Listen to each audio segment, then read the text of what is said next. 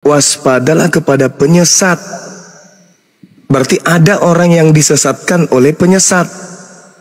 Siapa? Betul, Siapa penyesatnya? Penyesatnya bergelar Kristus. Kristen adalah pengikut Kristus.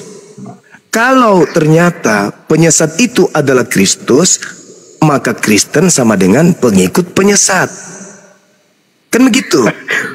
Iya, iya boleh kalau ditulis pengikut. Masalahnya di situ. Ya, itu dia. Di atas oten sesat. Nah, sekarang mengatakan itu tanda tanya, kawan. Itu tanda tanya. Apakah oten itu sesat? Kalau saudara mengatakan bukan, alhamdulillah. Kami juga senang. Yang jelas di situ cuma dua kata, oten sesat. Itu tanda bacanya apa? Itu ada tanda tanya, Pak.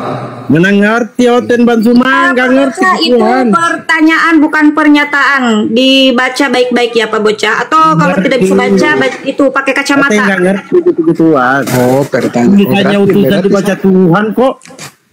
Oh, berarti saya dong yang menjelaskan. Kalau itu temanya, itu pertanyaan harus ya. Menjelaskan. Iya, kalau itu pertanyaan berarti saya yang harus menjelaskan. Iya, silakan saudara, silakan. Data ya Pak Bocah ya, jangan modal asumsi atau congor ya Pak Bocah, silahkan.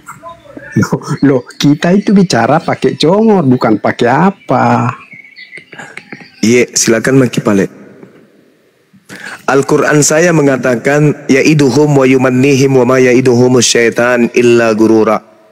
Setan memberikan janji-janji kepada orang kafir. Setan yang membangkitkan angan-angan kosong orang-orang kafir, dan setan itu padahal hanya menjanjikan tipuan belaka kepada orang kafir. Al-Quran surah An-Nisa ayat 120. Nah sekarang Yesusnya nih mengatakan waspadalah kepada penyesat yang datang dengan bergelar Kristus. Di mana tertulis Matius 24 nomor 4 nomor 5. Nah kalau Kristen ini adalah pengikut Kristus, Kristus yang mana yang Kristen ikuti? Kan itu bang. Karena ada penyesat yang bergelar Kristus, yang akan menyesatkan banyak orang. Artinya kalau Yesus ini betul, maka akan terjadi banyak orang menjadi pengikut Kristus, yang adalah penyesat. Gitu bang. Maka pertanyaannya, siapa pengikut Kristus yang penyesat itu? Silakan, mari kita bahas. Waktu saya masih ada 1 jam. Betul kata tadi bahwa iblis itu memberikan harapan yang tidak ada, betul. Tetapi kan di sini bukan berbicara iblis. Di sini berbicara tentang keselamatan. Jadi yang memberikan keselamatan itu bukan iblis tetapi Tuhan. Jadi kalau ada yang berbicara tentang keselamatan itu jelas dari Tuhan. Karena iblis itu memang dia menyesatkan, bukan menyelamatkan. Jadi kalau Abang Duma mengatakan bahwa iblis penyesat, ya memang iblis itu penyesat. Tetapi kalau berbicara keselamatan, ya jelas Tuhan, berbicara Tuhan. Karena di dalam kitab suci yang menyelamatkan umat manusia itu hanya Tuhan. Iya, tahu saya. Tapi gini saudara. Kristen itu bukanlah orang yang bagaimana kali. Sedangkan Yesus itu adalah orang yang suci kan. Yesus orang suci ini aja digoda, dicoba oleh iblis. Coba Anda baca Lukas 4. Iblis datang kepada Yesus. Kata iblis kepada Yesus, Yesus, ya paman, segala kuasa itu serta kemuliaannya. Coba, kemuliaan. Jadi iblis menjanjikan kemuliaan kepada Yesus. Kata iblis, Yesus, segala kuasa serta kemuliaan akan kuberikan kepadamu, sebab semua itu telah diserahkan kepadaku, dan aku memberikannya kepada siapa saja yang ku kehendaki. Jadi, jikalau engkau menyembah aku, seluruhnya itu kuasa dan kemuliaan akan menjadi milikmu. Jadi iblis menjanjikan kuasa, iblis menjanjikan kemuliaan. Dan iblis berhak Itu dalil, saudara. Jangan ditertawakan. Itu Bible. Dan kata memang bisa menjelaskan dalil itu. Masalahnya Bang Zuma tidak tahu, tidak mengerti apa maksud daripada Yesus menunjukkan dicobai iblis di situ. Di situ memberikan pengajaran kepada manusia bahwa demikianlah manusia akan dicobai oleh iblis. Makanya dia memberikan seperti itulah manusia dicobai iblis. Nah, manusia itu dia makanya sekarang iblisnya minta disembah. Yang disembah orang Yahudi itu bukan Kristus. Yang disembah Kristen itu Kristus. Betul enggak? Ada enggak orang Yahudi?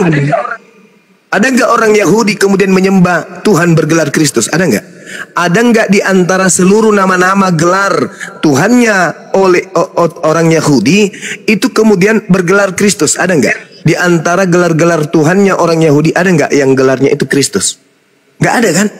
Nama Tuhannya orang Yahudi itu kan jelas. Tidak ada kemudian yang bergelar dari Kristus. Nah, gimana dong? Sedangkan Kristen ini penyembah Kristus. Mana yang betul? Makanya muncul kemudian pertanyaan. Ketika orang Yahudi memiliki Tuhan, El, Adonai, Elion, Elohe, El Olam, El Eroi, El Shaddai, Emmanuel, Esabot, Rafa, Nisi, Mekadisem, Jire, Aser, kemudian apa lagi? Shalom, kemudian Sama, Sebaot, kemudian Tsikenu. Ada nggak kemudian bergelar Kristus? Nggak ada. Orang Yahudi tidak menyembah Kristus. Kristen menyembah Kristus. Sedangkan penyesat yang muncul bergelar Kristus. Ini masalah besar, kawan. Ngeri kalau ini Anda tidak jelaskan secara terperinci. Kan begitu. Iblis datang kepada Yesus, mencobai Yesus. Aku akan memberikan kemuliaan, aku akan memberikan kuasa apabila engkau menyembah aku. Nah, di dunia ini ada yang menyembah, yang bergelar Kristus. Tuhannya orang Yahudi, Yesaya 5:16 bergelar Maha Suci Maha Tinggi. Tuhannya umat Islam sama bergelar Subhanahu wa Ta'ala, Maha Suci Maha Tinggi. Gelar sembahannya Kristen Kristus. Berbeda kan? Benar nggak? Sedangkan penyesat itu tidak ada yang bergelar Maha Suci Maha Tinggi. Yang penyesat itu bergelar Kristus. Nah, Kristen satu-satunya komunitas banyak di atas muka bumi ini yang menyembah sosok Kristus.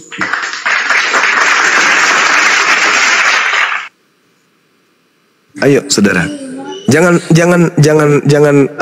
sombong, jangan pongat terhadap kebenaran. Ini dalil Bible. Bukan sombong, masalahnya kalau kita mendengarkan Bang Juma, di sini justru Bang Juma yang sebagai penyesat. Alasannya? Karena Bang Juma mengajarkan tentang hal-hal yang tidak sesuai dengan apa yang tertulis. Yesus mengatakan, Bang Juma lah yang jadi. Yesus mengatakan penyesat itu bergelar apa, Bang? Saya nggak tahu penyesat itu bergelar apa. Yang jelas yang saya tahu bahwa yang menyesatkan itu adalah iblis. Nah, kalau iblisnya datang, bergelar Kristus boleh nggak? Kenapa? Kalau iblisnya datang bergelar Kristus boleh nggak? Nyamar-nyamar jadi Kristus boleh nggak? Ya, saya nggak bisa mengatakan itu atau boleh nggak, karena saya nggak tahu. Lah, kenapa nggak baca Bible? Kenapa nggak baca Bible, kawan? Kenapa nggak baca Bible? Dari dulu kan sudah jelas. Kenapa nggak baca Bible? Ke jalan dosa sudah jelas-jelas itu perbuatan daripada iblis. Maksud saya kenapa nggak baca Bible? Bahwa iblis itulah yang menyesatkan. Kenapa nggak baca Bible? Kalau penyesat itu bergelar Kristus, kenapa nggak baca Bible? Kan tertulis tuh dalam Alkitab. Tidak ada di situ. Yang dimaksud penyesat di dalam Bible itu adalah iblis dan termasuk manusia yang selalu memutarbalikkan kebenaran. Kita baca. Termasuk Bang Juma sebenarnya. Nggak apa-apa, nggak masalah kawan. Meneliti secara dalam karena Bang Juma selalu memutarbalikkan kebenaran. Artinya iblis lah, Bang Juma lah yang jadi iblis kalau kita mendengarkan Bang Juma. Baik. Karena Bang Juma. Baik. Dengarkan. Yesus berkata di dalam Matius 24, jawab Yesus. Nah, bukan jawab Suma, tapi jawab Yesus. Jangan kau tuduh saya. Yesus yang berkata. Jawab Yesus kepada mereka, waspadalah supaya jangan ada orang yang menyesatkan kamu. Sebab banyak orang akan datang dengan memakai namaku dan berkata, akulah Kristus. Mereka akan menyesatkan banyak orang. Penyesatnya bergelar apa? Kristus. Siapa yang mengatakan itu? Yesus. Bukan Suma. Yesus berkata, waspadalah kepada penyesat yang datang kepadamu dengan memakai namaku dan berkata, akulah Kristus. Dia akan menyesatkan banyak orang. Kata siapa? Kata Yesus. Kenapa saya yang kau tuduh?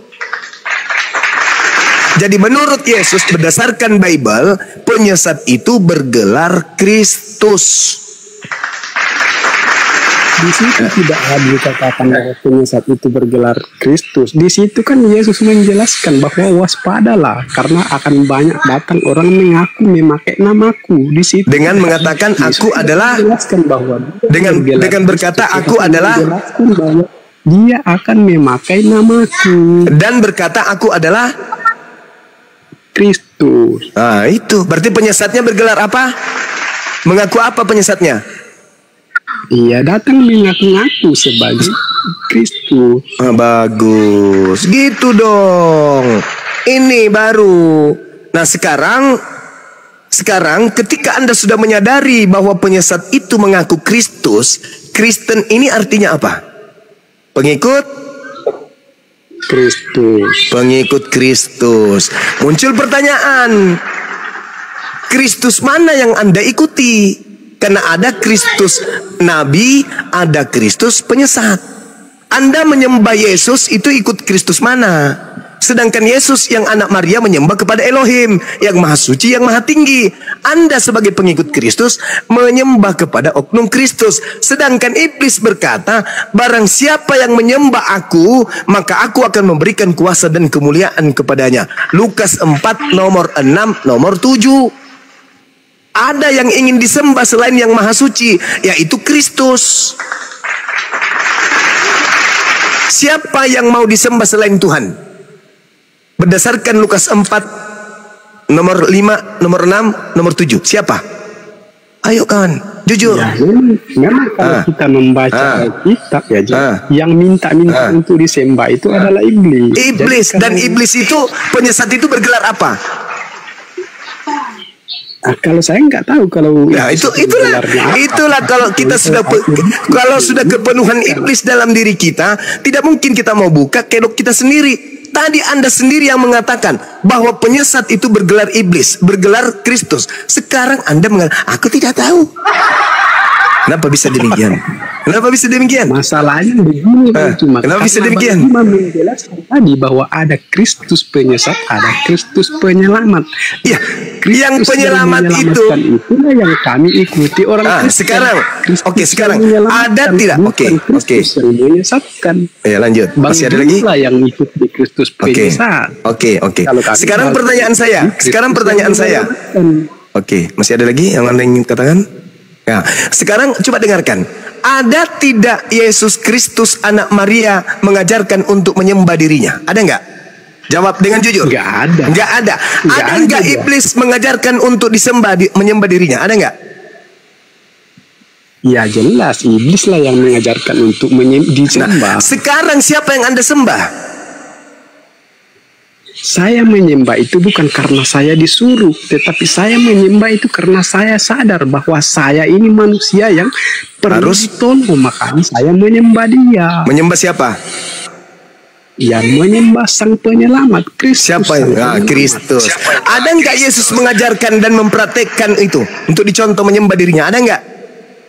Enggak ada di situ. Enggak ada. Yesus mencontohkan. Enggak ada. Enggak ada. Sekarang yang Anda sembah bergelar Kristus. Betul? Betul? Betul, Kristus. Nah, siapa yang mau disembah yang bergelar Kristus itu siapa?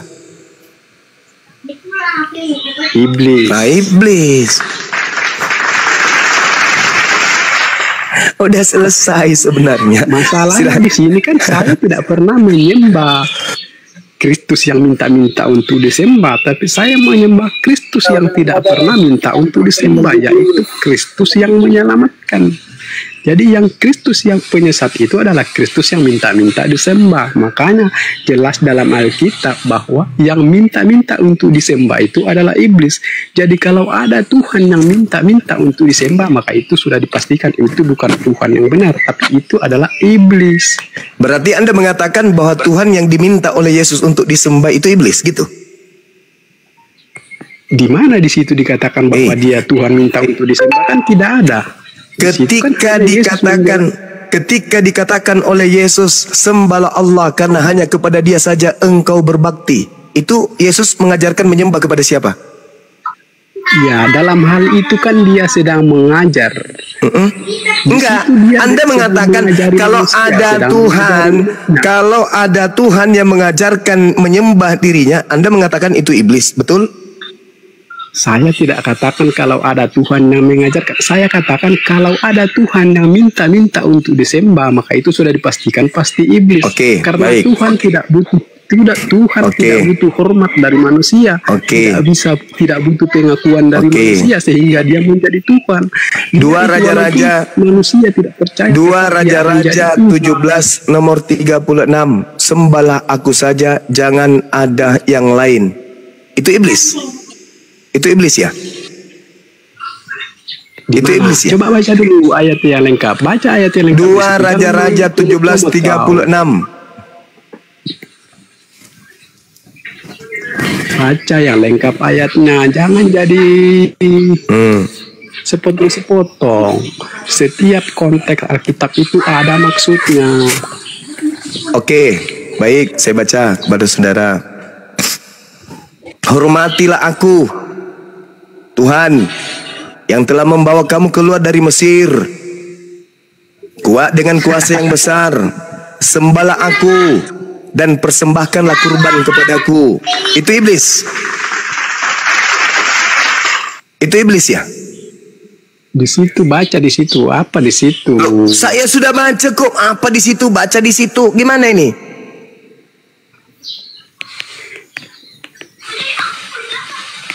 Di situ kan ada konteksnya. Konteks pula. 2 Raja-Raja 17 nomor 36. Hormatilah aku, jangan ada yang lain, yang telah membawa kamu keluar dari Mesir dengan kuasa yang besar. Sembahlah aku dan persembahkanlah korban kepadaku. Itu iblis. Aku Tuhan yang pencemburu. Jangan ada ilah lain di hadapanku. Hanya aku saja ilah, tak ada yang lain. Maksudnya apa itu? Itu iblis. Itu iblis. Loh, itu bukan iblis, itu Tuhan yang benar. Tadi katanya yang minta disembah iblis. Saudara, Anda baca Wahyu 22 nomor 9, Wahyu 19 nomor 10, Wahyu 14 nomor 7. Semua perintahnya menyembah kepada Allah. Yohanes 4 nomor 23 nomor 24, menyembah Allah adalah penyembah yang benar. Menyembah Allah, Wahyu 19 nomor 4 itu hanya menyembah kepada Allah. 1 Korintus 14 nomor 25, sujud menyembah kepada Allah. Jadi yang mana yang benar ini? Mana yang betul? Kan saya sudah katakan tadi, kalau ada minta-minta untuk disembah maka itu iblis. Tetapi kalau dia mengajarkan untuk menyembah atau untuk menghormati dia, bukan minta namanya, tetapi dia mengajarkan kepada umatnya. Baca 2 Raja-Raja 17:36. Udah kau turun kau Bahlul. Mohon maaf nih, saya nggak suka bicara dengan orang pembohong, penipu. Kamu turun. Ya, kamu iblis. Kamu turun. Tak perlu saya berbaik-baik sama orang bahlul, dongok, penyesat kayak kau. Kau katakan yang minta disembah itu iblis. 2 Raja-Raja 17 nomor 36. Dan sembahlah aku, berkorbanlah untukku. Jadi kau menuduh Tuhannya Yahudi sebagai iblis, dongok, bahlul, mending kau turun. Udah diajar sopan, udah diajar baik, kau tuduh pula Tuhannya Yahudi iblis. Marahlah Bang Suma. Sedangkan iblis berkata di dalam Lukas 4, sembahlah aku, maka aku akan berikan segala kuasa dan kemuliaan. Sekarang kau menyembah Kristus. Kamu dibilang baik-baik, bicara diskusi baik-baik, kau nggak mau. Malah penyembah yang minta disembah itu adalah iblis. Berarti Yesus mengajarkan menyembah kepada iblis gitu. Karena Yesus sendiri yang mengajarkan sembahlah Allah saja, jangan ada yang lain. Cobalah diskusi pakai otak, pakai akal, jangan egois. Kalau saudara tidak sanggup menerima kebenaran, jangan naik di komal Islam. Karena yang akan kami tumpahkan, yang kami suapi Anda pasti kebenaran, bukan kebohongan. Kesal kami sudah berupaya menyuapin Anda kebenaran, Anda tolak kebenaran itu dengan dusta. Itulah kata Yesus kemudian kepada murid-muridnya, jangan kau buang mutiara kepada mulut babi dan asu, kata Yesus. Itu ucapan Yesus kepada Bani Israel tuh. Jangan pula Kristen yang merasa. Yesus berbicara kepada muridnya Bani Israel, pemangku Torah. Hei Bani Israel, jangan kau lemparkan mutiara ke mulut babi dan anjing. Siapa babi dan anjing? Jangan pula kalian merasa seakan-akan Yesus berbicara kepada Kristen. Enggak, Yesus berbicara kepada Bani Israel, supaya Bani Israel tidak melemparkan Taurat itu kepada Romawi dan Yunani. Itu maksudnya. Susah kalian ini memang, karena Al-Quran sudah menerangkan kalian hidup di angan-angan, ya'iduhum wa yumannihim wa ma ya'iduhum syaitan illa gurura. Kalau mau diskusi baik-baik, ayo kita pakai ilmu, silakan. Disiplin ilmu harus dinomorsatukan di dalam etika diskusi. Tapi ketika Anda memperbodoh, menghujat, menista, mengatakan Tuhannya Yahudi itu iblis, ya saat itulah saya akan marah. Aku nggak suka. Illal ladzina zalamu minhum. Saya harus tegas dan keras kepada orang yang zalim. Tuhan meminta dirinya disembah, itu wajar. Yang tidak wajar itu menyembah Kristus. Karena tak ada gelar Kristus bagi Tuhan, tak ada. Kristus itu gelar bagi orang yang diurapi. Tuhan bergelar Eloah, Elohim, Adonai, Ehye, Aser, Ehye, Yotefa, Fe, El Shaddai, Sefaot. Apalagi? Jireh, Mekadis, Kem, Nisi, Rafa, Sebaot, Shalom, Syamah, Sekinu. Tak ada kemudian Tuhan itu bergelar Kristus, tak ada. Yang bergelar Kristus itu iblis, penyesat, dan juga orang yang diurapi. Makanya di Islam itu yang bergelar Al-Masih itu dua. Yang pertama Nabi Isa, yang kedua setan, iblis, Dajjal. Susah kali diajak diskusi baik-baik. Malah nuduh Tuhannya Yahudi. Udah aku bilang, kitabnya orang Yahudi berkata, hormatilah aku. Dalam bahasa Ibraninya jelas perintahnya untuk dihormati. Tuhannya orang Yahudi minta. Dia tidak akan mungkin minta mengajarkan sesuatu yang tidak ada di dalam kitabnya orang lain. Dalam kitabnya Yahudi maksud saya. Perintahnya jelas. Harus bertakwa. Yare, hormat, takut, tunduk. Bahasa Ibraninya itu gitu. Yare, perintah kepada orang-orang Yahudi. Yare, hormatlah, takutlah, tunduklah kepadaku. Sebab aku yang menuntun engkau keluar dari Mesir dengan kekuatanku. Maka perintahnya kemudian apa? Sujud menyembahlah kepadaku. Sakah. Perintahnya sakah, sujud, hormat, menyembah. Sembahlah aku, kata Tuhan. Jadi tak ada kemudian Anda mengatakan yang minta disembah itu adalah setan. Kata siapa? Pencipta langit dan bumi itu menciptakan manusia untuk supaya manusia sujud, tunduk, menyembah kepadanya. Wa ma khalaqtul jinna wal insa illa liya'budu. Harus tunduk, sujud, menyembah kepada Tuhan, bukan kepada setan. Karena hanya ada dua yang minta disujudin, yang minta kemudian disembah. Yang satu pencipta langit dan bumi, yang kedua adalah iblis. Dua-duanya minta disembah.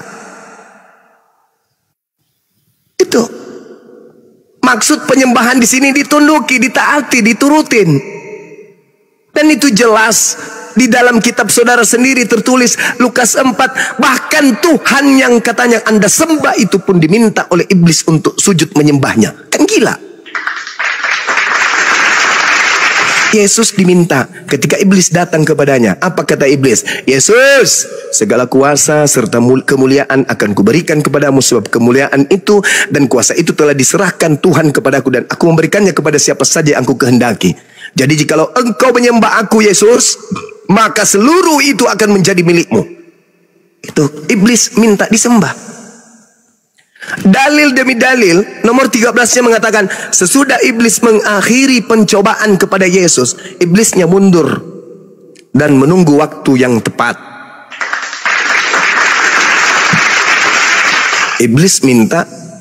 Iblis kemudian mundur dari mencoba Yesus dan memantau Yesus. Minta kemudian di mana waktu yang tepat, waktu yang baik untuk melakukan aksi berikutnya. Itu, saudara. Jadi berbicara kita itu pakai dalil, jangan congor. Ya, jangan pula Anda menuduh Tuhannya Yahudi itu iblis. Bagus begitu. Ya, selamat pagi Bang Juma. Pagi saudara, silakan. Ini LKTP ini. Pertama-tama saya ngucapin dulu selamat Bang Juma kemarin. Iya. Kami menyimak dengan Pak Bom itu. Kami sekitar hampir 32 orang, tapi campur ya. Ada muslim juga yang nonton. Ya akui saya Bang Juma. Oke, saya ada mau bertanya Bang Juma. Silakan. Tentang penafsiran Bang Juma di Yohanes 14:15. Iya. Sampai 21. Di situ kan Yesus bernubuat tentang seorang penghibur, bahwa aku akan minta kepada Bapa seorang penghibur bagi kalian. Kata seorang ini yang saya penasaran, seorang. Tapi di ayat ke-16 itu seorang itu adalah Roh Kudus. Jadi itu masih ada tanda tanya di kami dari beberapa orang. Kemudian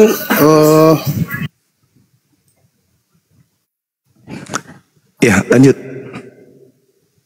Pertanyaan titipan ini. Gak apa-apa, gak masalah. Bang Juma. Ya, gimana? Yesaya 29 ayat 12 di situ. Di situ ada kitab yang bermaterai yang diberikan kepada orang yang tidak bisa membaca. Ya, tolong penafsiran Bang Juma seperti bagaimana gitu. Kami ingin mendengarnya. Terima kasih Bang Juma. Jadi gini kawan, berbicara mengenai roh kebenaran. Kenapa Yesus berbicara mengenai roh? Karena Nabi Muhammad masih masa praeksistensi. Nabi Muhammad masih di alam roh. Maka dia katakan roh. Nabi Muhammad adalah makhluk roh. Tidak salah itu. Berbicara mengenai roh kebenaran. Al-Quran kemudian dalam Asy-Syura ayat 252. Apa kata Allah Subhanahu wa ta'ala? Wa kadzalika auhayna ilaika ruh. Tuh. Wa kadzalika auhayna ilaika ruh. Demikianlah kami wahyukan kepadamu ruh dengan perintah kami. Sebelumnya engkau tidak mengetahui apakah kitab Al-Quran, apakah iman. Tetapi kami jadikan Al-Quran itu sebagai cahaya untuk memberi petunjuk siapa yang kami kehendaki di antara hamba kami. Dan sungguh engkau benar-benar membimbing seluruh manusia kepada jalan yang lurus. Ingat saudara, di dalam Yohanes 16, Yohanes 14, tujuan daripada roh kebenaran adalah membimbing manusia kepada seluruh kebenaran. Betul? Itu jelas itu. Maka Al-Quran disebut roh. Nabi Muhammad juga disebut roh. Makhluk roh dia itu. Di mana diterangkan kemudian? Al-Maidah ayat 81. Ketika kemudian Allah Subhanahu wa taala, Ali Imran. Kemudian ketika Allah Subhanahu wa taala kemudian mengambil perjanjian agung di tengah-tengah para nabi, masa praeksistensi. Wa iz ahazallahu mitsaqa nabiyyin lama ataitukum min kitab wa hikmah thumma ja'akum rasul musaddiqul lima ma'akum la tu'minunna bihi wa la tansurunna qala aqrartum akhaztum ala zalikum isri qalu aqrarna qala fashhadu wa ana ma'akum minasyahidin. Ketika manusia belum dicipta di atas muka bumi ini sebagai makhluk biologis, Allah mengambil perjanjian para nabi dalam masa ruh, dalam kehidupan ruh. para nabi diambil perjanjiannya oleh Allah. Wahai para nabiku, apakah kalian bersaksi bahwa aku akan mengutus seorang rasul sebagai penolong, sebagai yang memberikan kesaksian tentang kenabian, tentang kerasulan kalian kepada umat kalian masing-masing? Apa kata para nabi di alam ruh?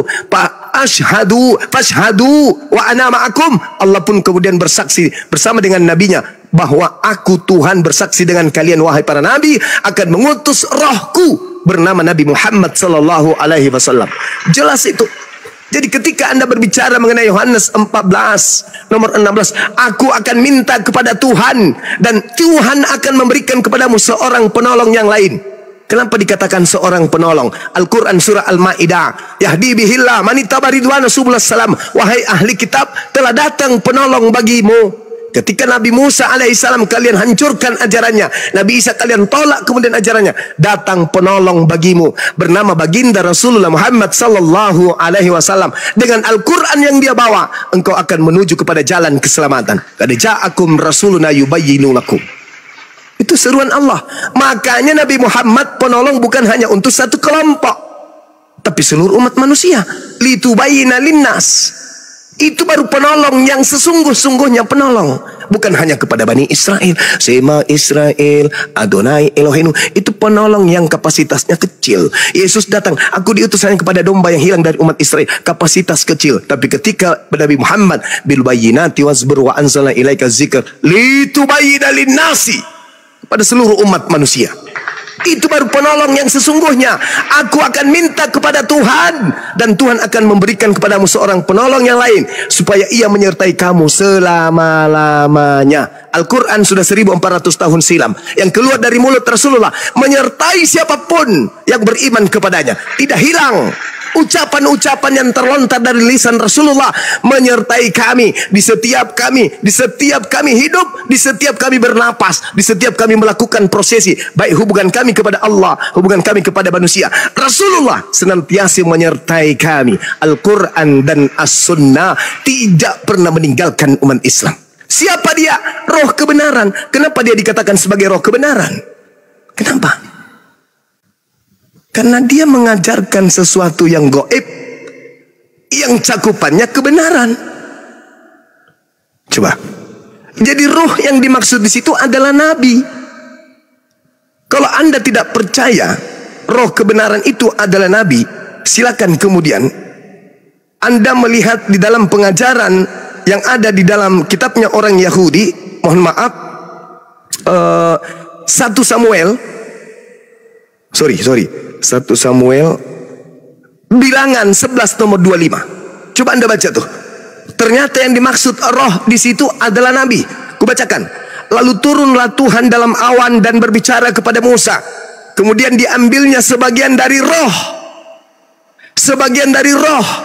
yang hinggap pada Musa, dan roh tersebut kemudian ditaruh di atas ke-70 tua-tua. Ketika roh itu hinggap pada mereka yang ke-70 ini, kepenuhanlah mereka menjadi seperti nabi. Coba Anda lihat tuh yang diterangkan di dalam bilangan, di dalam Nehemia 9 nomor 30. Namun bertahun-tahun lamanya engkau melanjutkan sabarmu terhadap mereka. Dengan rohmu engkau peringatkan mereka, yakni dengan perantaraan para nabimu. Dengan rohmu engkau memperingati mereka, yaitu melalui para nabimu. Berarti nabi ini adalah roh Tuhan. Jadi ketika menceritakan roh kebenaran, berarti menceritakan nabi Tuhan. Apa dasarnya? Nehemia 9 nomor 30. Yang disebut roh Tuhan adalah nabi. Roh kebenaran adalah nabi pembawa kebenaran. Di mana Nabi Muhammad diceritakan membawa kebenaran? Yang tadi. Wa kadzalika auhayna ilaika ruhan min amrina ma kunta tadri mal kitab walal iman walakin ja'alnahu nuran nahdi bi man nasha' min ibadina wa innaka latahdi ila siratim mustaqim. Membawa benar-benar manusia, membimbing benar-benar kepada kebenaran yang lurus. Tuh. Ini yang dimaksud oleh Yesus, bahwa roh kebenaran itu dunia tidak dapat menerima dia sebab dunia tidak melihat dia dan tidak mengenal dia. Emang dulu dikenal Nabi Muhammad? Tidak. Karena pada masa itu masih zaman di mana dia masih praeksistensi sebagai makhluk biologis. Coba, Aku tidak akan meninggalkan kamu sebagai yatim piatu. Aku akan datang kembali, kata Yesus. Datangnya kembali, datangnya Al-Quran menghidupkan kembali dakwah Nabi Isa alaihissalam, Nabi Yesus kepada kepada umat Bani Israel. Satu-satunya umat Kristen, Yahudi, Hindu, Buddha, ateis, Islam yang menghidupkan kemudian dakwah Yesus di tengah-tengah umat manusia hanya Islam. Yesus mengajarkan ini Rasulullah. Al-Quran mengajarkan ini Rasulullah. Yesus mengajarkan aku hamba Allah. Al-Quran mengajarkan aku hamba Allah. Yesus mengajarkan dia utusan Allah. Al-Quran mengajarkan dia utusan Allah. Kristen mengajarkan dia adalah Allah yang datang dalam rupa daging. Tak nyambung. Aku tidak akan meninggalkan kamu sebagai yatim piatu. Aku datang kembali kepadamu. Itu kata Yesus. Nah, kemudian coba Anda lihat di dalam Yohanes 16. Yohanes 16 ini ketika Anda lihat teliti dengan baik, apa yang diterangkan di sana? Data nomor 7, nomor 8, nomor 9, nomor 10, nomor 11 sampai nomor 15. Apa kata Yesus?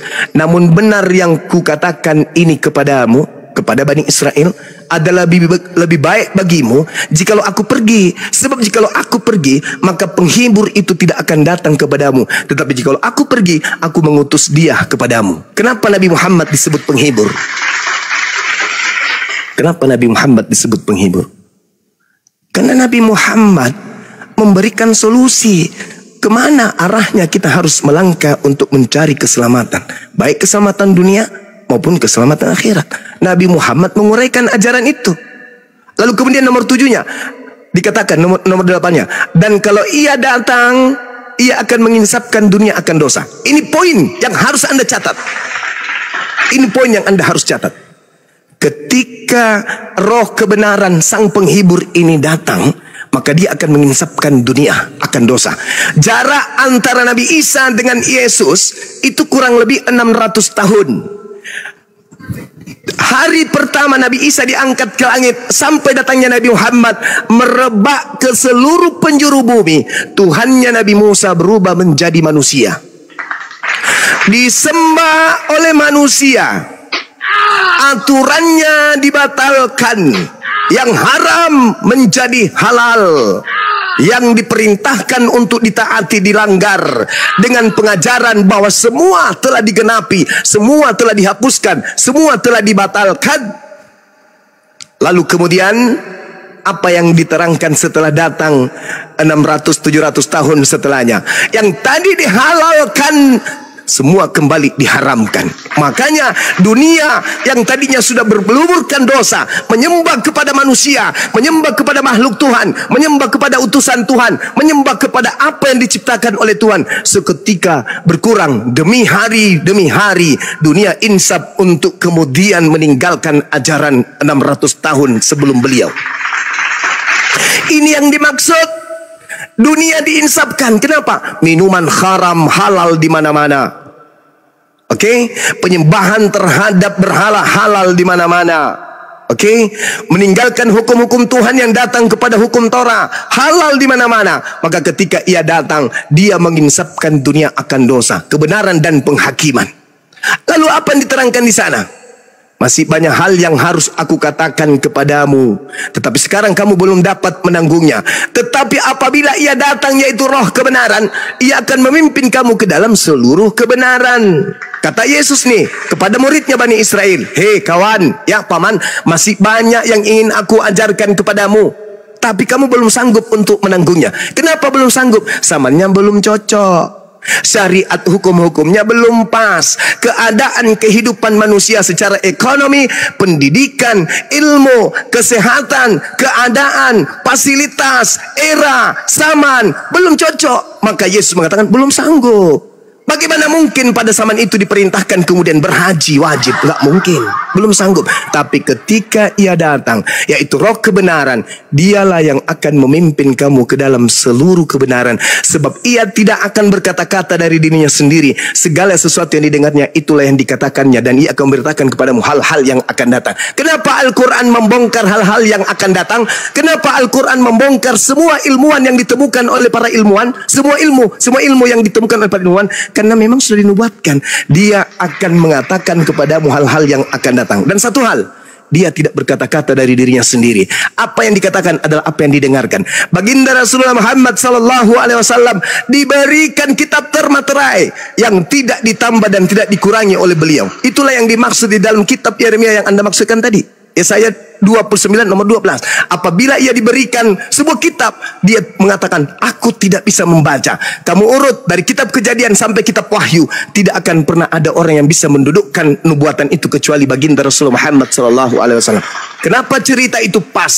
Iqra bismi rabbikal ladzi khalaq, khalaqal insana min alaq. Kenapa pas cerita itu? Apakah Nabi Muhammad mencontek? Apakah Nabi Muhammad mengintip? Apakah Nabi Muhammad melirik? Apakah Nabi Muhammad melakukan penelitian? Oh, ada di dalam kitab sebelum aku tertulis begini. Aku pura-pura deh, pura-pura menerima wahyu dan aku mengatakan aku tidak bisa baca, pura-pura deh. Tak ada. Tak ada literasi baik internal Islam atau di luar Islam yang menceritakan Nabi Muhammad terpelajar, mampu membaca, bisa Ibrani, bisa Yunani, bisa Aramaik. Tidak ada. Nabi Muhammad tidak pernah tinjauan pustaka. Nabi Muhammad tidak pernah mantau kesaksian-kesaksian. Nabi Muhammad tidak pernah ke Yerusalem belajar di sana, nggak pernah. Dia tidak pernah membaca kitab Torah, dia tidak pernah membaca kitab Yeremia, Yesaya, bla bla bla bla. Tidak pernah. Dia malah disebut ummi, orang yang tidak pernah membaca sebelumnya. Tapi kenapa ada kesesuaian? Karena dia diasaskan dari sumber yang satu, yaitu pencipta langit dan bumi, yang mengabarkan kepada nabi-nabi sebelumnya akan datang seorang nabi yang ketika ia diberikan sebuah kitab, dia akan berkata, aku tidak dapat membaca. Dan itu hanya dilakoni oleh baginda Rasulullah Muhammad SAW. Dan pada intinya apa?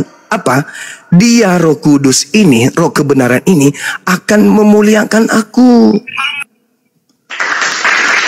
Kalau Anda berbicara bahwa Roh kebenaran itu datang kepada Paulus, datang kepada Lukas, datang kepada Markus, datang kepada Kristen, saudara, tegakkan cara Anda beragama, Anda akan menemukan diri Anda beriman dan percaya Yesus itu manusia yang mati terkutuk di atas tiang salib. Tegakkan cara Anda beragama. Siapa yang ditampar oleh orang Roma? Yesus. Siapa yang ditelanjangin, yang dibagi pakaiannya? Yesus. Siapa yang kemudian ditonjok, diludahin mukanya? Yesus. Siapa yang ditombak? Siapa yang digantung? Siapa yang dikutuk? Yesus. Apakah itu sebuah kemuliaan? Itu adalah sebuah kenistaan. Tapi ketika baginda Rasulullah Muhammad SAW datang, beliau memuliakan beliau. Dari tuduhan sejak ibunya dikatakan pesina, Nabi Muhammad sudah membersihkan itu. Apa kata Nabi Muhammad melalui Al-Quranul Karim? Beliau, Nabi Isa dalam ayunan berkata, Inni abdullah ataniyal kitab wa ja'alani nabiyan. Sedangkan tuan rumah di dalam kitab mereka dikatakan Yesus itu adalah Abu Dasarah. Di dalam kitab mereka di Gittin 57, Yesus itu adalah anak haram, anak zina yang ada di dalam neraka. Kenapa demikian? Kitabnya orang Yahudi hari ini ada beberapa rangkaian: Seraim, Mod, Naskim, Nesikim, Kodaskim, Cahara. Tidak ada satupun di antara beberapa kitab ini yang menceritakan kemuliaan tentang Yesus. Tapi ketika berbicara mengenai Al-Quran, subhanallah, inni abdullah atani al-kitab wa ja'alani nabiyan wa ja'alani mubarakan aynama kuntu. Aku diberkati oleh Allah dimanapun aku berada. Tapi kalau di dalam Kristen menyatakan Yesus dikutuk di atas pohon. Sebelum ke pohon dia diludahi, dia ditampar, dia ditonjok, dia ditelanjangin. Mana kemuliaan itu? Sedangkan Yesus mengatakan ketika dia datang, dia akan memuliakan aku. Dan itu hanya ada di Islam. Hanya ada dalam pengajaran Nabiullah Muhammad SAW. Makanya setiap kami membacakan, menyebutkan, melafazkan nama beliau Isa alaihi salam yang ikut penghormatan, pujian, kemuliaan untuk beliau. Alaihi salam artinya apa? Atasnya penghormatan, atasnya keselamatan, atasnya kemuliaan. Sedangkan kalau Kristen menyebut Yesus, Kristen mengikutinya dengan ucapan apa? Kristus. Kalau Anda jeli melihat Bible, jeli nih, sekali lagi, kalau Anda jeli melihat Bible, menyiapkan waktu untuk menuntaskan materi-materi kritik teks teks yang muncul di dalam Bible dalam perspektif bahasa Indonesia sehari-hari, maka Anda akan menemukan sebuah pernyataan. Yesus berkata penyesat itu kelak bergelar Kristus. Matius 24 nomor 4 nomor 5. Waspadalah kepada penyesat, sebab akan datang banyak orang dengan memakai namaku dan berkata akulah Kristus. Dia akan menyesatkan banyak orang. Man huwa? Siapa dia? Kalian menyebut Yesus Kristus kan? Sementara Yesus menyebut bahwa akan ada penyesat iblis yang bergelar Kristus. Kristen kepanjangan daripada pengikut Kristus. Berarti kalau kita merujuk kepada cakupan pembelajaran Yesus kepada muridnya Bani Israel, wahai muridku, waspadalah kepada penyesat, sebab banyak orang yang akan datang dengan memakai nama Yesus dan berkata akulah Kristus. Dia akan menyesatkan banyak orang. Dengan kata lain, dalam kurung, Yesus berkata akan ada Kristus yang menyesatkan banyak orang, dan banyak orang ini pasti disebut sebagai pengikut Kristus. Satu-satunya anak keturunan Adam hidup dalam satu kelompok dalam tatanan kehidupan kita bermasyarakat yang bernama Kristen hanyalah Alkitab dan teman-temannya. Mana yang lain? Ada? Tak ada. Di belahan bumi mana ada pengikut Kristus selain Kristen? Tak ada. Yang ada kita temukan dari zaman ke zaman, dari era ke era, hanya Kristen, pengikut Yesus Kristus. Mana orang banyak itu yang disesatkan oleh Kristus kalau bukan Kristen? Mana? Ada yang bisa jawab?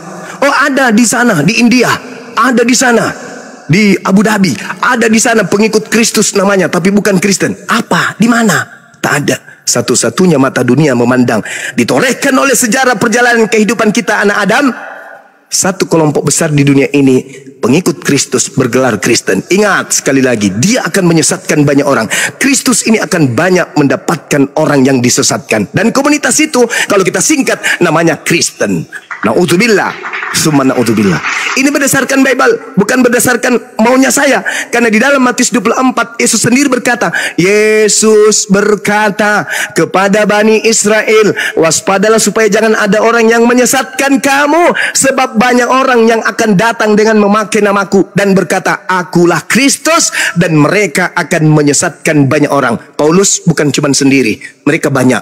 Ada Lukas, ada Markus, bla bla bla bla. Ada nanti nyebrang ke Romawi, oh di situ semakin banyak. Ada Paulus. Waduh, Ya. Bang Daner Nah ini Apa ini? Nah, teman-teman. ya ampun. Pantau, Momot, pantau di bawah. Iya, sebentar nih Bang Zuman ya. Tolong ya, dari tadi komando udah goyang teman-teman. Iya, udah gelap dari tadi. LKTP, kau nih sekarang mau ngapain? Kau pijak nanti ya, tuh ngapain kau? Hai Blender. Hah, Jangan mau ngapain? kabur Blender. Jangan kabur. Kau harus kau ya. Ini ada bagi Kau yang rumah report jadi nggak? ya. Kau yang report nggak? Jadi saya nggak berani lawan. Kau yang report nggak? Kau yang report, Longor. Kau yang nombak. Dari dulu saya masuk Bang Juman nggak pernah saya nombak. Jujur kok. Cek aja. Bang. Sudah naik lagi ya Bang Zuman. Ya, jadi pada kesimpulannya kemudian Yesus sendiri yang mengatakan waspadalah kepada penyesat yang datang dengan memakai nama Yesus dan berkata akulah Kristus, dan dia akan menyesatkan banyak orang. Sekali lagi kembali kepada tema tadi, bahwa roh kebenaran yang muncul setelah Yesus itu bukan menghinakan Yesus, tapi memuliakan Yesus, dan itu hanya ada di Islam. Demikian. Baik, makasih banyak Bang Jumal penjelasannya. Ini ada pertanyaan juga dari kami ya, khususnya saya. Iya, silakan. Kalau kami di Kristen kan ada Injil Lukas, Injil Matius, Injil Petrus, dan lain-lain. Apakah ini bisa disandingkan sama dengan kalau di Muslim yang disebut hadis Bukhari, hadis Sahih Muslim gitu Bang Juma? Apa perbedaan atau kesamaan? Saya minta penjelasan. Makasih. Oke, baik. Kalau berbicara mengenai hadits, berarti berbicara mengenai ketetapan Rasulullah. Apa yang disepakati oleh Rasulullah, apa yang kemudian menjadi keputusan Rasulullah, dan keputusan itu harus betul-betul Rasulullah. harus sahih, harus valid. Misalnya nih, kalau Rasulullah sallallahu alaihi wasallam, "Sallu kama ra'aitumuni usolli." Salatlah kalian sebagaimana kalian melihat aku salat. Ini kemudian diucapkan oleh sahabatnya, disampaikan sahabatnya kepada tabi'in, tabi'in kemudian sampaikan kepada tabi'in, sampai kepada penulis hadits. Tahunnya harus sesuai. Oh, dia hidup tahun sekian. Tidak ada masa di mana dia terputus. Dari tahun sekian dia hidup sekian di kota ini bersama dengan si ini. Dan ini dilihat oleh si ini bertemu dengan si fulan. Si fulan bertemu dengan ini. Ini bertemu dengan para sahabat. Sahabat bertemu dengan ini. Sahabatnya yang meriwayatkan dan berkata, aku mendengarkan sami'na Rasulullah Muhammad sallallahu alaihi wasallam. Kami mendengarkan Rasulullah berkata. Maka penyampaian berita itu adalah sahih. Nah, bagaimana dengan kitab saudara? Ketika Yesus berbicara, siapa yang mendengarkan dan siapa yang menyampaikan? Siapa yang menuliskan? Tidak ada. Makanya kalau kita berbicara mengenai kitab saudara kita Kristen, sanadnya itu terputus. Maka kalau mau dipaksakan duduk sebagai hadits, maka dia duduk sebagai hadits maudhu. Apa itu maudhu? Palsu. Loh, kok bisa? Ya, coba contoh. Saya kasih contoh. Lukas, kita ambil Lukas. Lukas 1 berkata begini. Theophilus yang mulia, banyak orang yang telah berusaha menyusun satu berita tentang peristiwa-peristiwa yang telah terjadi di antara kita. Ini nomor 1. Pertanyaan saya, ini firman Tuhan kah?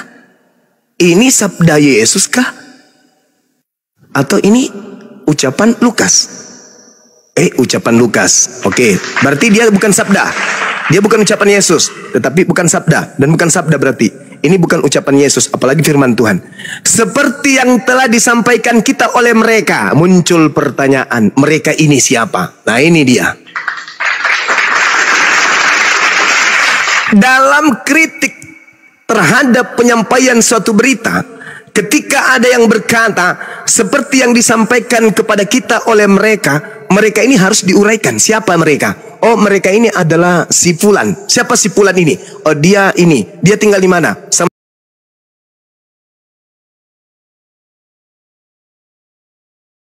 siapa? Temu. Apa katanya? Apa kesaksian yang lain? Di mana dia berjumpa? Apa ucapannya? Siapa yang bisa di otoritas untuk mengatakan ucapannya itu betul? Ini berlaku nggak? Ini berlaku nggak? Nggak berlaku. Yang dari semula adalah saksi mata. Siapa saksi matanya? Pelayan firman. Siapa pelayan firmannya? Sebut. Kalau tidak disebutkan berarti abu-abu. Kalau dia abu-abu berarti tidak sahih. Karena itu setelah aku menyelidiki segala peristiwa dengan seksama di asal mulanya, aku mengambil keputusan untuk membuka. Aku berarti Lukas. Nah, sekarang pertanyaannya, Lukas, kamu ke sini. Kapan kamu pernah bertemu dengan Yesus? Di mana itu tertulis? Kamu pernah bertemu, beriringan, duduk, baring, belajar, bicara, mendengarkan, tanya jawab kepada Yesus? Ada? Sepanjang zaman sejarah yang ada, Lukas tidak pernah diberitakan duduk bersama dengan Yesus. Artinya terputus semuanya. Dengan kata lain, dalam kaidah ilmu sanad, penyampaian Lukas itu adalah hadis maudhu, palsu. Lukas ditulis tahun berapa, kawan? Ditulis diperkirakan antara tahun 80 sampai tahun 85 Masehi. Ada pula bapak-bapak gereja yang mengatakan ditulis di tahun 62 Masehi. Itu kitab Lukas. Pertanyaannya, Yesus ada nggak pada zaman itu? Tak ada. Berarti wajib hukumnya ada di antara murid Yesus yang hidup di antara tahun 1 sampai tahun 33 yang berdampingan dengan Yesus, yang sampai kepada Lukas. Wajib. Karena Lukas tidak bertemu Yesus. Berarti harus ada sahabat Yesus, murid Yesus yang bertemu dengan Lukas di tahun 62. Siapa murid Yesus yang bertemu dengan Lukas, yang menceritakan, Lukas, aku bertemu dengan Yesus. Dan Yesus berkata, mana? Tak ada. Seketika Theophilus yang mulia, banyak orang yang berusaha menyusun suatu berita tentang peristiwa-peristiwa yang terjadi antara kita, seperti yang disampaikan kepada kita oleh mereka. Siapa mereka ini? Siapa mereka ini? Nah, kalau kaidah hadits Anda pertanyakan, saya katakan kitab Lukas adalah hadits maudhu, hadits palsu. Maaf, ini kaidah hadits yang Anda tanyakan. Maka saya katakan hadits palsu Lukas itu. Karena tak ada riwayat di mana Lukas bertemu dengan murid Yesus bertemu dengan Lukas, terus kemudian murid Yesus mendengarkan ucapan itu dari gurunya. Kalaupun ada murid lain, ada nggak yang bersaksi? Sama seperti hadits diriwayatkan oleh 1, 2, 3, 4, 5 orang. Yang mendengarkan di situ didengarkan oleh 1, 2, 3, 4, 5 orang. Dan semua kesaksian-kesaksiannya itu sama.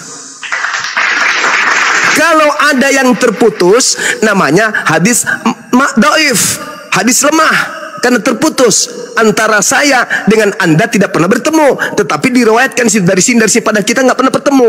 Itu artinya lemah, tidak bisa dijadikan sebagai tolak ukur akidah. Tapi sebagai hukum-hukum muamalah syariah boleh diamalkan, tetapi tidak bisa dijadikan sebagai hukum akidah karena lemah, tidak ada pembuktian akuratnya. Nah, itu ya saudara. Jadi kalau secara global antara Islam dan Kristen, kitabnya Kristen, jangankan duduk sama setara Al-Quran, untuk duduk setara dengan hadits saja nggak bisa. Nggak bisa, bang. Makanya Al-Quran saya mengatakan dan menceritakan tentang kitab saudara. Apa kata Al-Quran saya? Mohon maaf nih, karena Al-Quran saya datang belakangan menceritakan itu. Afatat ma'una ayyu'minu lakum wa qad kana fariqum minhum yasma'una kalam Allah thumma yuharrifunahu min ba'di ma aqalu wa hum ya'lamun. Wahai umat Islam, apakah kalian masih sangat mengharapkan mereka akan percaya kepadamu? Sedangkan segolongan dari mereka mendengarkan firman Allah, lalu mereka mengubahnya setelah memahaminya padahal mereka mengetahui. Lalu Al-Quran saya menerangkan apa? Wa minhum ummiyuna la ya'lamuna al-kitaba illa amaniya wa inhum illa yazunnun. Di antara mereka ada yang buta, tidak memahami tentang kitab, kecuali hanya berangan-angan dan mereka hanya menduga-duga. Fawailul lil ladzina yaktubuna al-kitaba bi aydihim tsumma yaquluna hadza min indillah. Dan celakalah mereka yang buta ini, yang menulis sebuah kitab dengan tangan mereka sendiri, kemudian mereka berkata ini dari Allah dengan maksud untuk menjualnya dengan harga murah. Maka celakalah mereka. Coba lihat, ada nggak penulis Bible itu yang matinya nggak celaka? Itu juga menggenapi ulangan 18 nomor 19 nomor 20. Jadi jika ada seorang pengabar yang terlalu berani membicarakan tentang aku tetapi bukan dari aku, maka dia akan kubunuh. Tuh. Itu dalil, saudara. Jadi karena Anda bertanya apa posisinya kitab Lukas, Markus, Matius terhadap menurut pandangan Islam, apakah sama dengan hadis? Sama dengan hadis, tapi hadis maudhu, hadis palsu yang tidak bersambung kepada baginda Rasulullah Muhammad sallallahu alaihi wasallam. Demikian. Jadi KTP. Poinnya sudah dapat. Saya izin pamit dulu. Kau jangan makan kolongor, Oke, saudara. Ya, izin pamit udah. Terima kasih Bang Imam. Ya, Bang Lender. Diam. Diam kau. Kau poinnya udah dapat. Oh, berarti kau mau mereport aja naik kemari ya, Bujang ya, nggak jatuh ya. Wow. Tandain ya teman-teman ya, tandain ya. Berarti dia memang mau mereport naik kemari udah.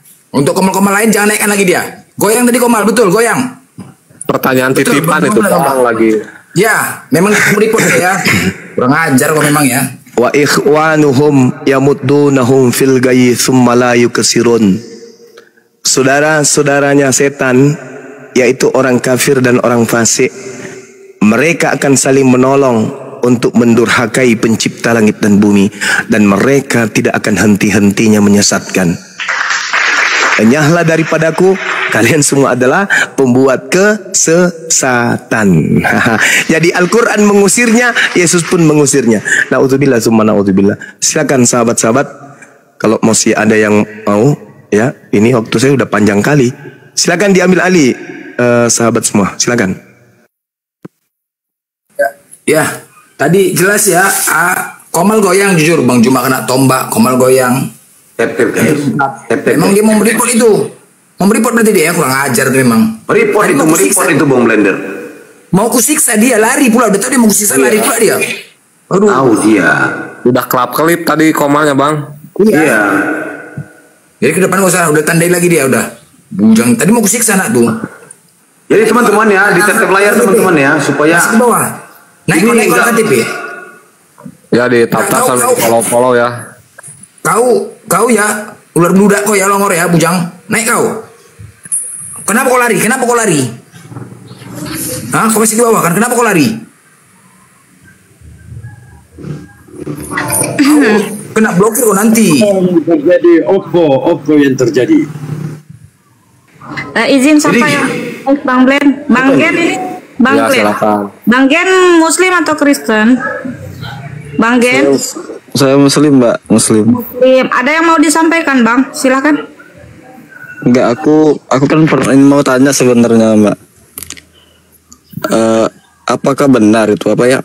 Si Yudas Iskariot itu adalah Dajjal sesuai aku pernah dengar ceramah-ceramah gitu mbak. Mohon penjelasannya itu aja sih. Waduh, nggak ada tuh bang. Mungkin nanti aja bang, di lain waktu dijelaskan ya itu aja bang. Sesi kita Soalnya sesi di Al-Quran tuh Itulah ya bangku ya. Kayak cocok logi bang. Paling gitu Ya. aja. Nanti lagi ya bang. Ya waktunya singkat ya Bang Gen, izin turunkan ya. Di bawah dulu. Iya, siap. Ya, terima kasih ya Bang ya. Assalamualaikum. Di bawah dulu ya. Kan silongor nih. Naik kau KTP. Aku bicara sama kau. Kenapa kau turun langsung? Naik. Ateis. Naik kau. Nah naikkan bang, bang. Teman Tunggu dulu, aku bicara sama dia. Kenapa kau turun? Dengar kau. KTP. Ini Bang Blender, kan saya lagi makan. Tunggu dulu. Pertama Jangan ya, kau bicara, dulu bujang. sebentar. Apa kau? Kedua, Bang Juma udah menjelaskan dengan terperinci dan jelas. Dah, sekarang ku tanya sama Poin kau. yang saya dapat dari Tujuan Bang kau Juma. enggak gini. Woi, longor. Orang Islam itu cerdas. Oten itu paling gampang, banyak di Bible kalian tuh kalian bodoh. Jadi cara-cara kau ini ya udah cara-cara gak benar. Kalau kau memang mau diskusi, kau tanggapin Bang Juma berlanjut, jangan kau lari. Sekarang ku tanya sama kau ular bludak, tujuan kau apa di sini sekarang? Mualaf murtad. Siapa nyuruh kau? Mengurusak Islam kau di sini ya? Bang Blender. Apa tujuan kau? Tolong 1 menit saya ngomong Apa boleh tujuan nggak? kau coba? Apa? Iya. 1 menit Apa saya tujuan kau? ngomong. Dibayar kau rupanya. Semenit aja. Bang Blender, semenit aja. Kau dibayar rupanya. Semenit saya ngomong boleh nggak? Bang Blender. Udah ketahuan cara-cara kau. Diskusi itu pertama nyari kebenaran, bukan pembenaran. Kepala otak kau tuh nyari kebenaran longor. Kenapa kau balik lagi murtad? Tanya mau kenapa? Jadi siapa yang bilang saya Kenapa kau sudah balik murtad? Kenapa? Ada saksinya? Ada yang melihat Ya saya kenapa? di gereja atau kemana? Loh, tapi kau kemarin mualaf sadat kau, sekarang udah balik lagi. Kau apa? Karena Kenapa alasan kau? banyaknya orang menuding, jadi daripada ini saya iyain aja, tapi hati saya kan Menuding apa? tahunya Tuhan. Menuding apa? Udah, kita nggak usah Kau salahin sekarang- orang lah. Itu Sekarang aku tanya salah sama kau. dari- Kau salah dari sekarang diri Islam saya atau sendiri. Kristen? Saya mesti di tengah-tengah, saya udah bilang. Iya, di tengah-tengah. Saya kepala masih otak belajar kau. Bang Blender. Kuliah itu buang. Sama nggak jelas. Jangan kau bohong ya LKTP ya. Kemarin kau di komal yang mana tuh kau bilang kan? Kau sudah tidak percaya dengan Islam kan? Udah. Saya bilang begitu Kak. Kau ini Ini Nggak pernah saya ngomong kayak gitu. jelas Habisin ngomong waktu, aja habisin bang. waktu. Suka kau. Begitulah ajaran Kristen tuh. Begitu. Kalau nggak nipu nggak enak. Memang begitulah. Terbukti kan? Terbukti. Kebanyakan itu semua. Kebanyakan terbukti. Jadi jangan Dibayar, merasa so dibayar. hebat ajaran kasih. Kalau nggak nipu nggak enak. Kayak gini lah. Dan ini ya, ketika ada oknum yang seperti ini, yang lain itu mendukung gitu loh. Bukan dinasihatin. Jangan seperti itu, nggak ada, mendukung, mensupport yang seimannya. Perbuatan yang nggak benar itu disupport, ngeri kan? Ini salah satu perbuatan nggak benar disupport. Kita kalau di Islam, contoh ada apologet gini yang aneh-aneh, kita langsung dinasihatin. Ketika ada guru-guru dan ustaz menasihatin, kita ikut. Itulah Islam itu. Tapi kalau orang tuh, coba pendeta nasihatin, pendetanya saja pun juga menghina, menghujat pendetanya. Ada nggak dari Islam itu Islam menghujat? Ada nggak ustaz-ustaz? Aduh, gila kali memang ajaran kalian memang. Kalau nggak menipu kayak gini-gini, dibiarin. Nanti Berarti dicubit nggak terima, mencubit mau. Itulah anehnya kan. Menghujat mau, tapi dihujat balik nggak terima. Padahal ajaran tampar pipi kiri kasih pipi kanan ajaran Kristen. Jadi nggak sesuai. Makanya kami kadang-kadang emosi lihat kelenten. Nggak sesuai gitu loh dengan apa yang kalian sampaikan. Oke, selamat pagi Bang Blender. Malam ini di sini malam aku. Ya Bang Tian, Kristen ya Bang Tian ya. Iya, Kristen. Baik, diskusi yang santun bawa data ya Bang Tian ya. Ini masih tema yang sama host. Bebas lah, mau dia bertanya 10 kali juga. Bang Blender suruh dia bertanya 10 kali aja lah. Saya sedikit respon tadi Bang Blender karena pernyataan Bang Blender itu artinya bahwa Bang Blender bilang itu kan ajaran mereka tampar pipi kanan, kalau ditampar pipi yang sebelah kasih yang sebelahnya, kasih katanya. Begini Bang Blender, artinya kalau ada yang seperti itu berarti dia bukan pengikut ajaran yang Kristen yang sesungguhnya. Jadi artinya bukan ajarannya yang salah tapi orangnya yang salah. Ngaku-ngaku Kristen padahal bukan berarti. Mungkin itulah respon saya sama Bang Blender.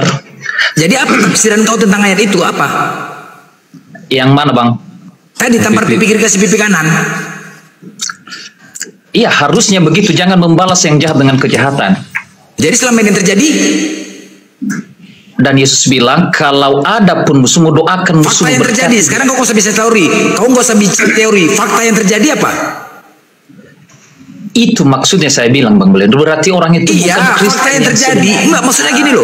Lebih banyak gini ya. Ketika ada kayak gitu, oknum bukan 1 2 3 4 5 bukan. Kau lihat di komal-komal Kristen. Nah, kalian sebagai umat Kristen yang dikatakan pengikut Yesus yang mengajarkan ajaran kasih sama manusia, adakah kalian menasihatin? Adakah? Kau menasihatin orang-orang itu Kristen yang lain? Ada nggak? Begini pun Bang, katakan pun semua yang mengaku Kristen. Iya, aku tanya, adakah kalian menasihatin? Itu pertanyaan aku, adakah?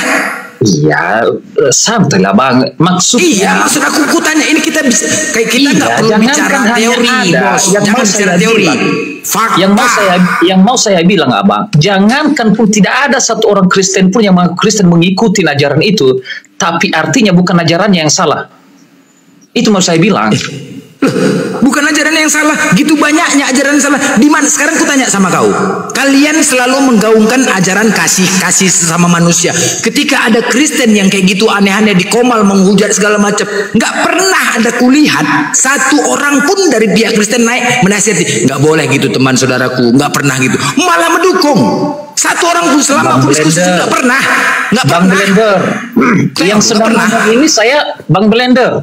Yang sedang ngomong ini mau membela membela orang tadi atau saya sedang mengatakan, bahkan saya bilang sama Bang Blender, sekalipun Bang Blender yang mengaku Kristen semualah di dunia ini, kalau tidak melakukan yang seperti ajaran yang Yesus katakan berarti hanya ngaku-ngaku. Itu mau saya bilang. Terus apa konsekuensinya? Masuk neraka gitu? Miliaran yang Bang Blender temui. Ya kalau tidak mengikuti, yang mengaku-ngaku itu masuk neraka gitu. Makanya sekalipun dia tanya, jadi orang yang kayak gitu-gitu masuk neraka. Kau jawab, masuk neraka. Bagaimana? Masuk neraka jadinya. Orang yang ngaku-ngaku itu yang tidak mengikuti ajaran masuk neraka. Betul. Karena untuk hanya apa penebusan dosa? Untuk apa penebusan dosa itu? Mampus, modar. Untuk apa penebusan dosa? Bagaimana? Sia-sialah Yesus disalib. Kalau masuk neraka lagi, berserak kau. Sia-sia kan? Selesai, benar. Sia-sia kan? Sia-sia kalau kayak gitu. Ini berarti masuk kita ke penebusan dosa ini maksud Abang. Nah, kalau gitu berarti masuk neraka sia-sia. Yesus disalib itu sia-sia, menderita dia. Enggak sia-sia, makanya itu. Santai. Jadi ya, boleh dijelaskan enggak? Ya kau jelaskan itu penebusan dosa itu pening. Aku nih aku udah penebusan dosa itu tahap. Jadi apa fungsi penebusan dosa itu? Jangan karena penebusan dosa itu pening. Makanya dengarkan penjelasannya. Maksudnya Bang, penyaliban itu adalah Tuhan menunjukkan kasih-Nya. Dia tidak membalas Abang. Makanya saya bilang tadi kalau ada orang mengaku Kristen tapi dia ngomong-ngomong jorok, dia memaki-maki, itu bukan Kristen karena di atas kayu salib saja Yesus bilang ampuni mereka. Dia tidak membalas. Dia tidak mengapa, tidak mengelak. Kau bilang, bahkan dia kabur loh. Kabur Bang. Tidak ada istilah kabur. Hei, Tian, nggak kabur dia tuh. Di mana dia kabur?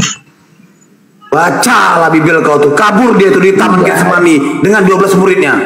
Itu minta tolong. Itu nggak ada kabur, malah dia bilang sama murid, ayo. Itu apa namanya? Ngapain dia? Sudah Ngapain dia ke Getsemani? Ngapain? Gak usah berdusta kau di sini, Tian. Ilmumu secetek. Saya nggak berdusta. Bahkan dia menyuruh, juallah jubahmu dan beli 2 pedang. Apa itu maksudnya? Baik, Abang. Boleh saya respon, Abang? Untuk berjaga-jaga kalian di sini. Itu ucapan siapa? Jangan-jangan konteksnya yang Abang, baik, saya hanya respon Abang. Konteks yang Abang baca itu beda sebenarnya kalau Abang baca firmannya. Tapi saya mau bilang, Bang, Yesus belum pernah mengangkat pedang. Belum pernah dia mimpin muridnya berperang. Maka kalau tidak ada sesuatu, bawalah seteruku ke hadapanku yang tidak mengikuti aku, dan bunuhlah dia di hadapanku. Maka kalau belum pernah, makanya saya bilang, Abang, jangan-jangan tafsiran Abang karena belum pernah ada sejarah Yesus memimpin muridnya. Itu ucapan siapa? Itu ucapan siapa? Bawalah seteruku dan bawa dia ke hadapanku. Bagi yang tidak menerimaku menjadi raja, bunuhlah di hadapanku. Ucapan siapa itu? Yesus. Iya, kamu sudah baca firman Tuhan itu yang Abang ceritakan. Itu adalah perumpamaan. Makanya baca. Itu kan Yesus berkata bahwa kerajaan yang akan datang itu seumpama begini, ada seorang raja. Jadi makanya saya bilang, Abang, jangan-jangan Abang tafsiran Abang yang salah karena tidak sesuai kalau yang baik, kalau yang baik kau bilang itu firman, tapi kalau yang tidak masuk akal kau bilang perumpamaan. Kalau yang isinya kakek Sugiono kau bilang itu kutukan. Begitu. Di Alkitab tidak ada yang berusaha menutupi mau perlakuan nabi-nabi, mau apa, tidak ada. Mau Daud itu berzina, itu dicatat dengan betul, Abang. Jangan bilang itu disembunyikan. Siapa yang menyembunyikan?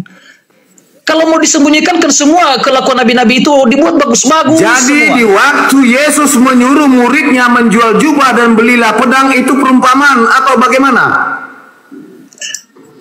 Coba baca dulu, buka Alkitabnya. Baca semua ayat sama kau. Kau pula menyuruh-nyuruh. Alkitab itu bukan ayat per ayat. Dia sebuah narasi. Jadi ada sebuah cerita berkaitan dengan konteks. Tinggal apa? Bukan tiba-tiba turun ayat dari surga, tiba-tiba tanpa ada latar belakang. Enggak. Masih banyak loh, Bang. Jadi sebuah cerita dia. Jadi ketika pun. Jadi ini cerita atau firman Tuhan, Bang Tian? Soalnya banyak ayatnya bahwa Yesus itu bukan membawa damai, melainkan bawa pedang. Itu salah satunya. Iya, Matius 10 pasal 34. Janganlah kamu menyangka bahwa aku datang untuk membawa damai di atas bumi. Aku datang bukan untuk membawa damai, melainkan pedang. Sebab aku datang untuk memisahkan orang dari ayahnya, anak perempuan dan ibunya, menantu perempuan dari ibu mertuanya, dan musuh orang ialah orang-orang. Perumpamaan itu bukan firman. Kalau perumpamaan ku injak juga nih leher si Tian nih. Ayo, baku hantam aja kita COD. Lucu kali. Ya, santai. Abang bilang tadi apakah firman, Bang, konteks firman di dalam Alkitab dia berkorelasi dengan keadaan orang itu. Maksudnya itu kan ada respon Tuhan Yesus. Jadi ini bukan tempat kau berdogma ataupun berdoktrin, Tian. Bukan berdogma. Memang Alkitab kan bukan begitu, bukan semua. Di mana itu tertulis? Di mana itu tertulis bahwasanya konteks itu di mana di saat orang itu? Di mana tertulis yang kau bilang tadi? Di mana? Yang mana? Di mana? Yang mana, Bang? Kau tadi menyebutkan apa? Semua konteks itu berdasarkan di mana keadaan. Kau bilang begitu. Itu di mana tertulis? Kok di mana tertulis? Begitu ceritanya di dalam Alkitab. Itu dong. Sebenarnya saya bilang, Bang. Yang jadi kau saya dulu, kau diam dulu, bukan yang turun dari surga, Bang.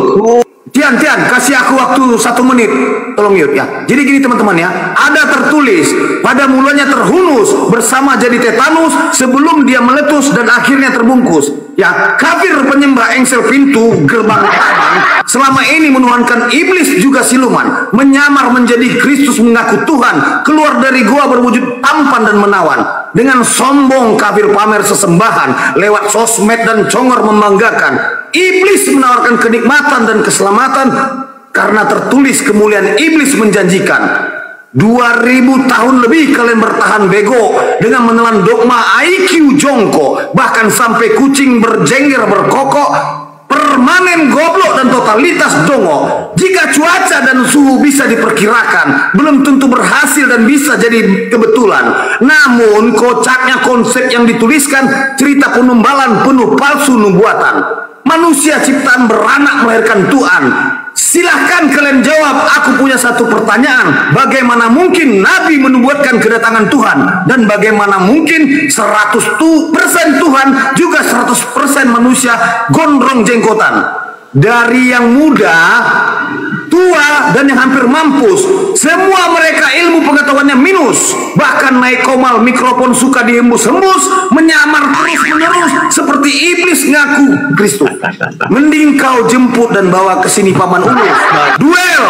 Duel adu data dan bantai sampai mampus. Agar kami kasih paham kalian ya, pemakan plastik pembungkus. Banyak kafir penyesat yang Bang Zuma hadapi, yang dari antariksa laut kerak bumi sampai laut mati, semua mencret berserak dan mati suri. Bahkan Bang Zuma menanti mereka hidup kembali. Kalian pasti bertanya kenapa room oten sepi? Karena narasumbernya dongok sudah pasti. Bahkan penontonnya ditahan tak boleh pergi, dikekang tetap stay, kaki dipasung, tangan digari. Edukasi dan pengetahuan dituntut terus. Rendah hati, adab dan berhati tulus. Inilah komal Islam yang keren dan jenius, penuh berkah dan lompatan-lompatan ikan paus. Kalian pasti sudah kenal dengan Al-Bojo Pewartal 3.0.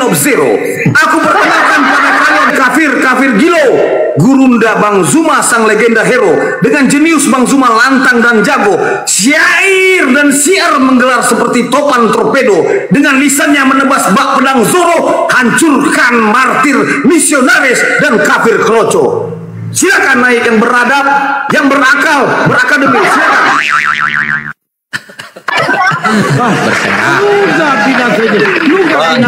Untuk merespon abang jadi bingung, aku terlalu tiba-tiba iklan ya, tiba-tiba kok iklan ya, tiba-tiba iklan. Lanjut Bang Blender. Ini katanya bawa damai, katanya Yesus bawa damai. Tiba-tiba iklan. Tian, sebentar ku tanya sama kau ya. Kalian selalu mengatakan ajaran kasih membawa damai. 1 Samuel 15:23. Beginilah firman Tuhan. Ya, beginilah firman Tuhan semesta alam.